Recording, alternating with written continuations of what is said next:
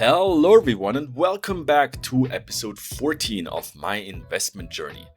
Yeah, I'm gonna jump right in and make my trade before I talk about what happened in the markets this week.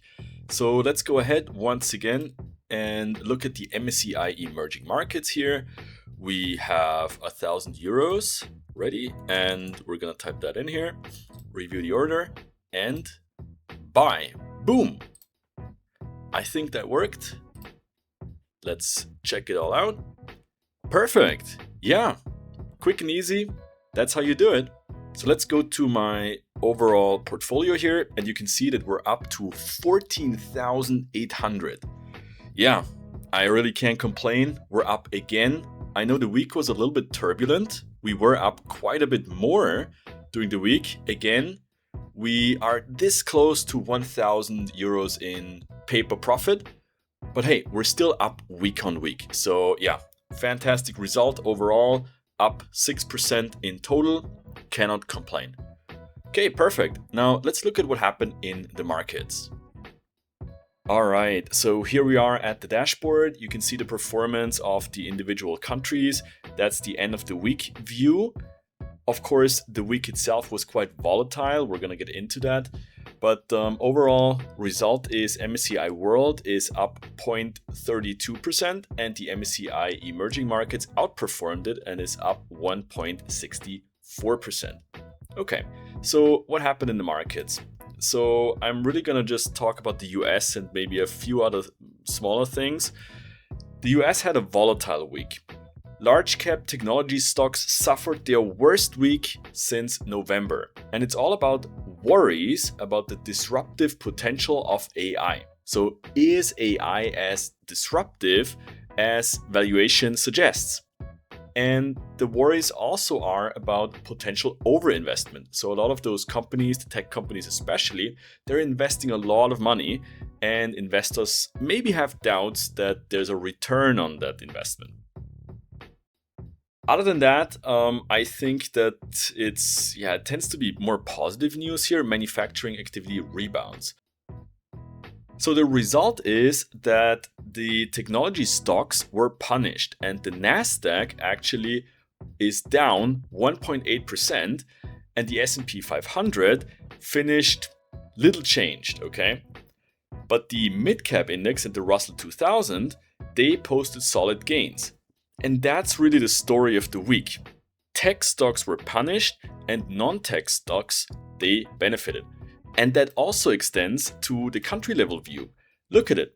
So we discussed the US, the S&P 500 is, basically at a zero or a small loss. It's pushed down by AI stocks, but it's pushed up by non-AI stocks.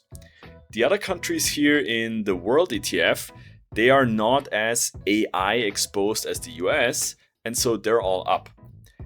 And then in the emerging markets, you can see that those countries that are known to be super big on AI, they got punished, and the non-AI countries, if you want to call it that way, they are up. So China, of course, big on tech, and we're going to talk about this in a second.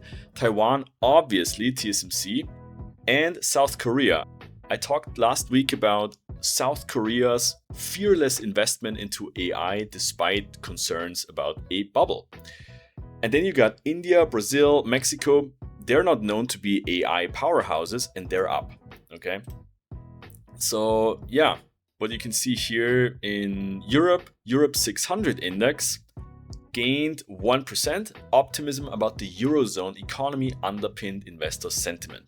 Okay, that's great, and most of the countries here posted gains. Japan primarily grew because of optimism ahead of the country's lower house election on February 8th, so that's on Sunday.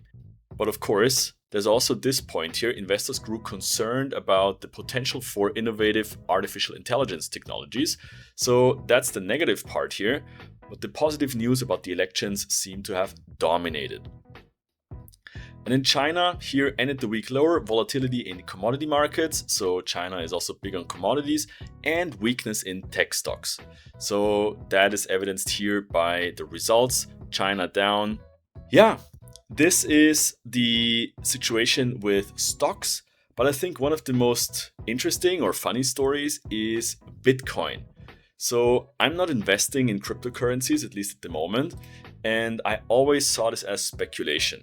Now there's those people that always said from the beginning that Bitcoin is a scam and people are going to lose all their money.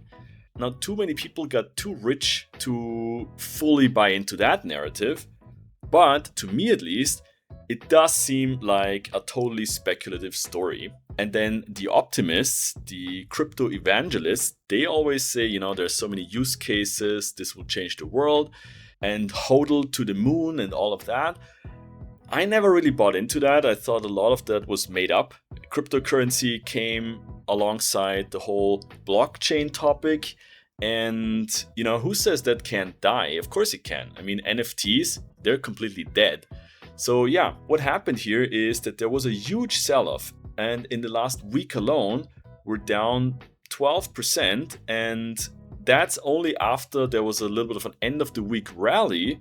But Bitcoin was as low as $61,000. And that's pretty insane if you look at it. Just, 3-4 months ago, it was twice that. So Bitcoin shed almost 50% of its market value, which is quite insane. So what happened here was that there was just broad-scale pessimism, and the Treasury Secretary Scott Bessent in the US signaled that the US government would not step in to support the cryptocurrency market. Obviously. I mean, why would they? And he says they don't have the authority to even do that. There's also broader selling pressure, and Michael Burry, the famous investor who was also portrayed in the movie The Big Short, said that the Bitcoin sell-off could trigger a death spiral. Now, Michael Burry tends to be a crash prophet. I think he successfully predicted 25 of the last 5 recessions, but honestly, he's a smart guy. And kidding aside, there's serious doubts about Bitcoin. Here's another article. I just randomly picked out some articles that talk about it, so I don't even want to get into the detailed arguments. For me, it was always speculative. And so this guy said that Bitcoin is not needed anymore so much because the speculation happens on the derivative sides. So there's futures, there's swaps, option markets, and so on. And the people just gamble on that, and that changes the price too. And so here are further news stories and opinions. Signals that traditional investors are losing interest, and overall pessimism about crypto is growing. So that's a Deutsche Bank analyst. So losing interest, that's interesting. So it was always just a gamble. And yeah, that's what it was for me also. I don't think there are any serious use cases. I always thought this was just about making a quick buck. And actually, I bought Bitcoin back in the day, and purely just as a gamble. I made like 5,000 euros with it or something like that, but I always knew this was not an investment, this was speculation. And I always see this as a perfect example of the greater fool theory, where essentially you're not buying it because you believe in the asset, you're just buying it because there's a frenzy, there's a hype about it, and you will find a bigger fool than yourself that you can sell it to later down the line. So I got in, made some money, got out, never touched it again. Now it could be that Bitcoin will be $250,000 in 2 years. Who knows? I just don't believe it, so I won't even touch it anymore. Investing in stocks over time has always been the best strategy, and I will stick to it. You can see here there are companies behind those ETFs. Those companies are making profits. As an ETF investor, you are in a way indirectly or directly investor into those companies. You're a part owner, and you're also owning part of their profits. And so since they tend to increase their profits over time, that's a legitimate reason why they increase in value. So yeah, long story short, that's once again showcasing why I still believe that the ETF strategy is for the average investor by far the best way to invest their money. All right, so that's it from my side. I will be back next week. I'll invest 1,000 euros. I'll talk about the market. Hope to see you there. Until then, All the best and take care.